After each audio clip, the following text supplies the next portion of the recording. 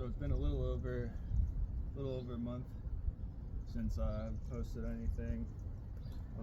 This has sat for a good bit while I was on maternity leave for my new baby girl. She's doing very well. So I went ahead and got back looking into this thing. I was driving it back over to my buddy's house to pick up some parts, and it threw a math code and some boost codes. I believe I'm having an issue with my N249 system. So I went ahead and ordered some parts, and I've got a bunch of suspension parts that I still haven't put on, steering and drivetrain, and I'm waiting on an axle. So it's gonna be parked here for some time till I can get that in. I've got a diverter valve coming in as well. I forged one, but since I've got nowhere to work on it at the moment, I'm gonna leave it here at my mom's and work on it here when I come over a little bit here and there. Basically it threw those codes and then put me into limp mode. I'm capped out at like 6 psi, right? So it still drives, but it's telling me it needs attention, so I'm gonna give it that. Today though, I'm gonna spend some time changing that out. I've got a gated shifter I got sent in from the UK, so it's gonna, hopefully it looks a lot better and functions good. I'm gonna dick with that a little bit today.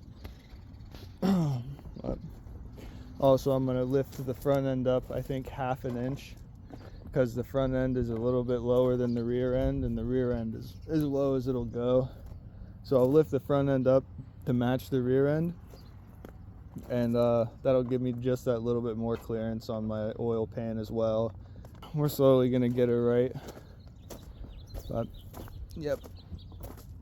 I preemptively kind of looked at some of my hoses and shit, and nothing's looking like super badly cracked. It's not like I have I can't hear an air leak. Doesn't smell horrible, So I'm thinking I'll replace the diverter valve.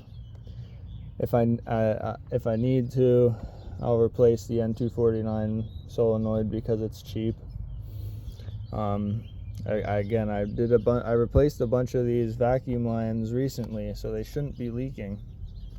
They should all be pretty brand new. If I have to pull them off and check, I will. Might be, I don't know, maybe it's some other shit like